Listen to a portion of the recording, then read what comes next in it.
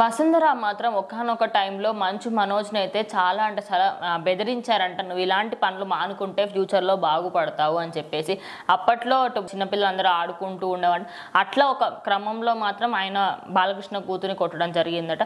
అలా చాలా జరిగిన సంఘటన. అదే కాకుండా ఇప్పుడు మోహన్ బాబుకి అదేవిధంగా ఇటు మంచు మనోజ్ విష్ణు వీళ్ళు ఫ్యామిలీ జరుగుతున్న గొడవలు ఇద్దరు ఒకేసారి వెళ్ళి వాళ్ళ ఆస్తి పత్రాలు ఇచ్చారు. మరి ఎవరికి వస్తుంది ఏంటనేది పోలీసులు చెప్పాలి. ఇంకా ఏంటది?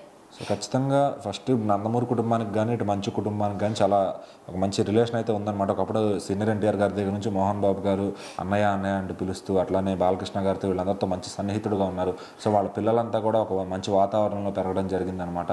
సో ఆ రకంగా చిన్నప్పుడు ఆటపాటల్లో మంచు మనోజ్ గారు ఎప్పుడో నారా బ్రాహ్మణి గారిని అయితే ఒకసారి కొట్టడం జరిగిందంట ఆట పట్టిస్తూ.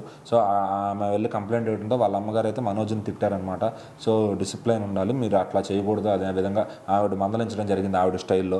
సో దాన్ని ఇప్పుడు ఎక్కడో ఒక ఆహాలోనే అక్కడ అది బయటకు వచ్చింది.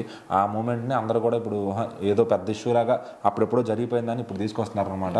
సో ఖచ్చితంగా అది చిన్నతనంలో అందరినీ ఎవరన్నా మాట అంటారు. అదే క్రమంలో ఇటు భువనేశ్వరి గారు కానివ్వండి, వసుంధర గారు చాలా మంచి ప్రేమగా చూసుకునేవాళ్ళంట. ఎందుకంటే అందరూ ఒకే ఇంట్లో కలిసేవారంట. చంద్రబాబు నాయుడు ఆటోమేటిక్గా ఇప్పుడు 10 మంది పిల్లలు ఆడుకుంటున్నప్పుడు ఆపోజిట్ అవతల వాళ్ళు ఏమైనా కొట్టారంటే, ఒక చెడ్డ పిల్లవాడు ఉన్నాడంటే అతను అందరూ కూడా తిడతారు పాపం. సో మరి మంచు మనోజ్ గారు చిన్నప్పటి నుంచి కూడా ఎక్కువ హైపర్ అనమాట. సో ఖచ్చితంగా మరి అట్లాంటి వాళ్ళకి చిన్న చిన్న చివాట్లు పడతాయి. మరి మోహన్ బాబు గారు ఎప్పుడు చూసినా డిసిప్లిన్గా పెంచాను అంటారు, కానీ వీళ్ళు చాలా హైపర్గా పెరిగారు, విష్ణు గారు కానీ మనోజ్ గారు కానీ. అయితే మళ్ళీ ఇప్పుడు అంత హైపర్గా పెరిగిన వాళ్ళు ఈరోజు కోర్టు దాకా ఏదంటే ఆస్తుల కోసం గొడవపడేదాకా వచ్చారు. మరి ఇద్దరు కూడా సపరేట్గా నాకు ఆస్తి కావాలంటే నాకు ఆస్తి కావాలని చెప్పి ఆ కంప్లైంట్లు ఇచ్చుకోవడం అంటే వాళ్ళకి అంత అన్నెసరీగా దాన్ని బయటకు వచ్చి పబ్లిసైజ్ చేసుకోవాల్సిన అవసరం లేదు. కానీ వాళ్ళ మీడియా కూడా వదలట్లేదు అనమాట. ఈ మోహన్ బాబు గారు అంటే మోహన్ బాబు గారి మీదకి వెళ్ళడం, లేదంటే ఆయన ఆ రోజు చేసుకోవడంలో కూడా తప్పలేదు. ఎందుకంటే వాళ్ళ పర్సనల్ ఇష్యూ జరుగుతున్నప్పుడు దాన్ని పర్సనల్గానే వదిలేయాలి.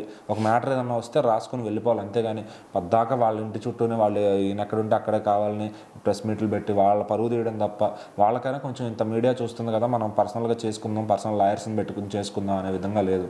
సో మరి ఇది ఎంతకాలం వెళ్తుంది, మనోజ్ గారికి దక్కుతుందా ఆస్తి, లేదంటే మోహన్ బాబు గారికి దక్కుతుందా అనేది చూడాలి. మధ్యలో విష్ణు గారు కూడా మనోజ్ గారిని ఎక్కడ కూడా రానియకుండా చేస్తున్నారనమాట.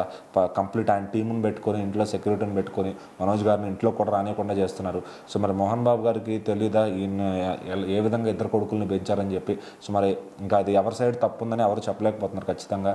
సో మరి చూద్దాం ఫైనల్గా ఈ పోటీలో ఎవరు గెలుస్తారని.